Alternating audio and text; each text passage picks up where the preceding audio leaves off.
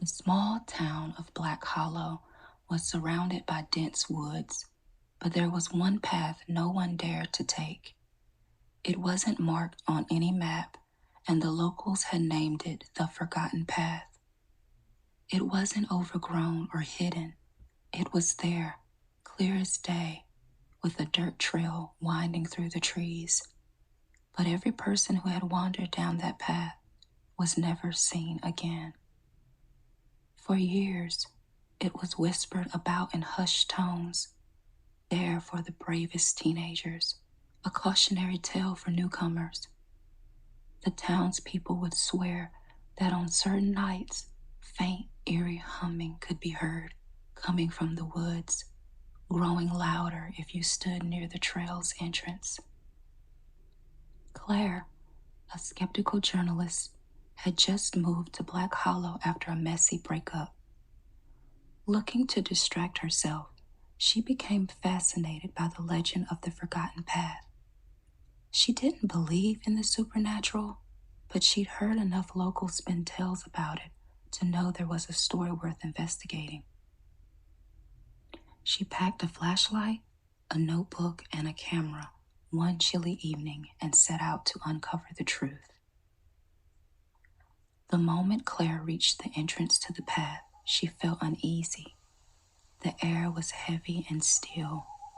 The trail seemed to stretch unnaturally far, the trees bending toward each other like they were whispering secrets.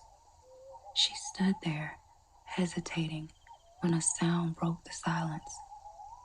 A faint, melodic humming. It wasn't coming from the woods, but from the path itself, almost as if the earth was singing. "This is ridiculous," Claire muttered, shaking off her nerves, and stepped forward. The deeper she walked, the more distorted the world became. The trees seemed to move, shifting subtly when she wasn't looking. The humming grew louder, now layered with faint whispers she couldn't quite make out. Claire's flashlight flickered as if the batteries were dying, even though she'd just replaced them. She pressed on, determined to prove the town wrong. "It's just a myth," she told herself. "I'll come back and write the story and everyone will see this is just..." Her foot hit something. Looking down, she saw an old shoe, half buried in the dirt. It wasn't just one. There were dozens, scattered along the trail. Some looked new, others looked decayed and covered in moss. Her heart pounded as she realized they were all left feet. She turned around, only to find that the path behind her was gone. The trail now stretched endlessly in both directions, the trees impossibly thick.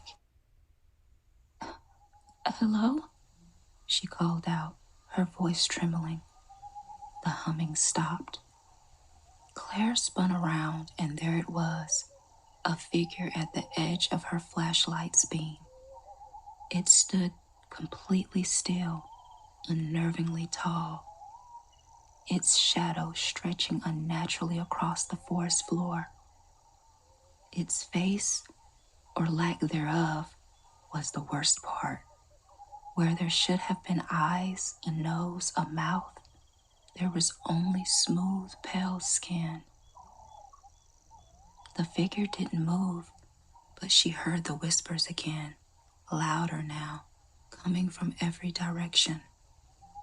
They weren't random. They were calling her name. Claire. Dropping her flashlight, she ran. The trees closed in around her, their branches clawing at her clothes, slowing her down. She didn't care about her camera or the story anymore. She just wanted out. But no matter how fast she ran, or how far, the path seemed endless. The figure always just behind her, gliding soundlessly through the woods. Her legs gave out, and she collapsed to the ground, sobbing. The whispers grew deafening, and the humming returned, louder and more melodic. The figure loomed over her, its faceless head tilting as if it were studying her. The last thing Claire saw before everything went dark was the figure's hand reaching toward her, long fingers impossibly sharp. The next morning, the townspeople found Claire's flashlight at the entrance to the forgotten path. Her notebook and camera were untouched, but Claire herself was gone. All that remained was a single left shoe, neatly placed in the middle of the trail. They say the humming started again that night.